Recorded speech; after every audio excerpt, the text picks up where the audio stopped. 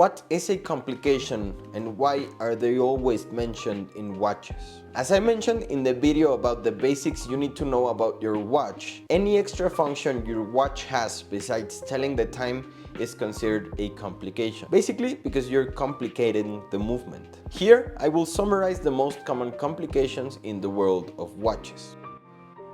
Let's start with the basics, the seconds hand. Believe it or not, having a seconds hand is a complication. And generally, we have two types of seconds hand. First, the central seconds hand, which is the one we are used to seeing in about 85% of watches. And then we have the one called small seconds, which is usually located below or to the side of the dial. Next, we move on to another very common complication, the date. Many watches will typically have a small window where you can see the current day, and this also counts as a complication. Now, if you think the date window is too small, don't worry, because there is one called big date, which, as the name suggests, has a larger window for viewing the date. This one is a bit more complex because instead of just one disc, it usually consists of two date discs. We have the normal date complication that shows only the day of the month, but we also have another complication called date, which gives you the opportunity to know both the day of the week and the day of the month. But what if you don't want a date window? Don't worry, because there's also a complication called pointer date, where the date is indicated by an extra hand.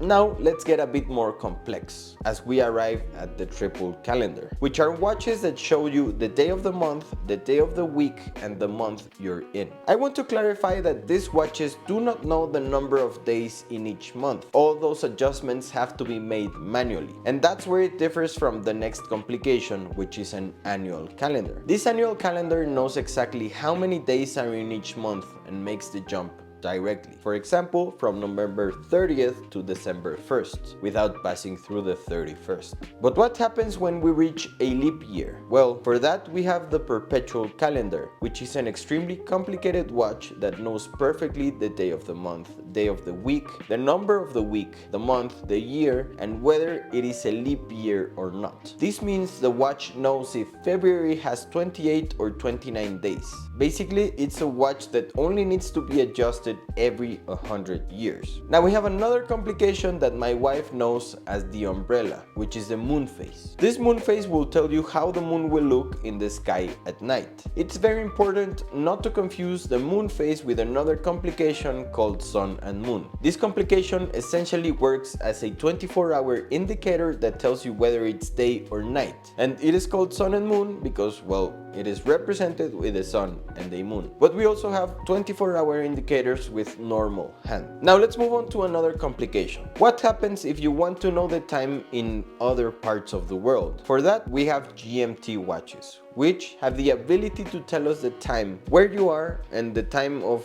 where you want to know, meaning we can know two time zones. And it's called GMT because it is based on the Greenwich Mean Time. But what if you want to know the time not just in one place but worldwide at all hours? Well, for that we have the World Timer. As its name says, it has the ability to know the times of all time zones in the world, and the most important cities are usually displayed around the dial, where if you know the time zone of the country you want to know, you can basically find the time anywhere. Next, we'll discuss something more common, which are chronographs. These are the typical watches with buttons on the side of the case that allow you to measure time. A normal chronograph works very simply, while the bottom button resets it to 0. There are more complicated chronographs that allow for extra functions. For example, flyback chronographs, which allow the hand to return to 0 immediately without having to stop the chronograph by pressing the bottom button. And the one known as split seconds or a rattrapante chronograph,